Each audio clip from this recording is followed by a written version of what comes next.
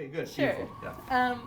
So in terms of discovering or realizing, coming to terms with the fact that I was queer, um, it's a little more complicated than just one simple story. I actually, growing up when I was a little girl, had huge crushes on my childhood best friends, and sometimes we would even kiss each other or touch each other in sweet ways.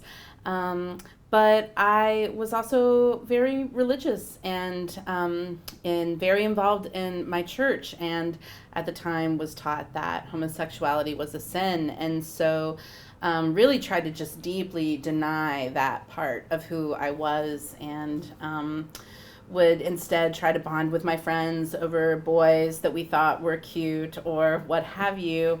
But when I was in high school, it was in the early 90s. Bill Clinton was running for president.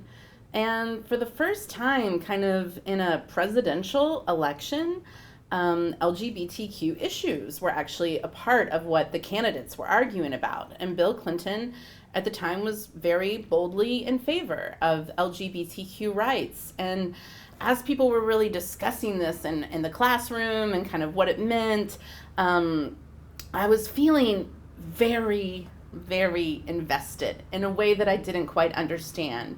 I wasn't even exactly identifying in that moment that fighting for these rights meant fighting for my own rights. Everything clicked where I understood that here was this group of people that, based on who they loved, based on who they wanted to share intimacy with, were experiencing profound discrimination, not only in the United States, all over the world. And this touched me very deeply. And so I became very kind of active in my high school and early in my college years in Kentucky, and just really saying, hey, I believe that LGBTQ people should have rights. I believe they should have equality. And this was, again, really against the grain of how most people felt where I lived.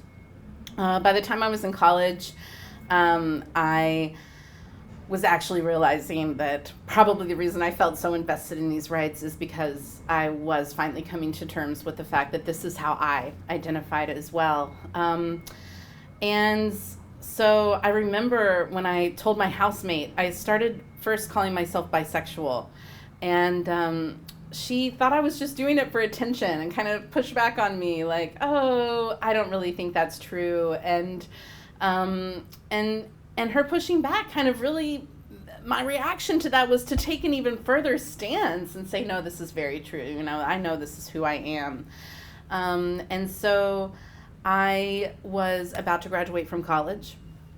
I was desperate. I look back at old journal entries from the time, and I'm always talking about finding my sisterhood, looking for some magical group of women that I thought might be somewhere that would be my people that I would find intimate connections with. And when I moved to Santa Barbara, California to go to graduate school, that was the first time in my life that I ever had queer community.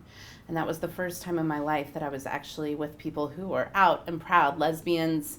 And it's the first time in my life that I met people who identified as transgender as well. And all I know to say is that it felt like a homecoming. It felt like finally, after years of confusion, after years of denial, after years of shame, of not being a good Christian, or however that might have been defined in my life in Kentucky, that finally I actually had come to a place where I could be with other people who were proud to be their authentic selves. And that is what changed everything. And it was shortly after that I started performing as Kentucky Fried Woman in queer cabaret shows and drag shows and burlesque shows, and just enjoying so much the pleasure of being able to be on a stage as my full fat self, as my full femme self, and as my full queer self in front of a room of my peers. And we were all in it together, just trying to get free.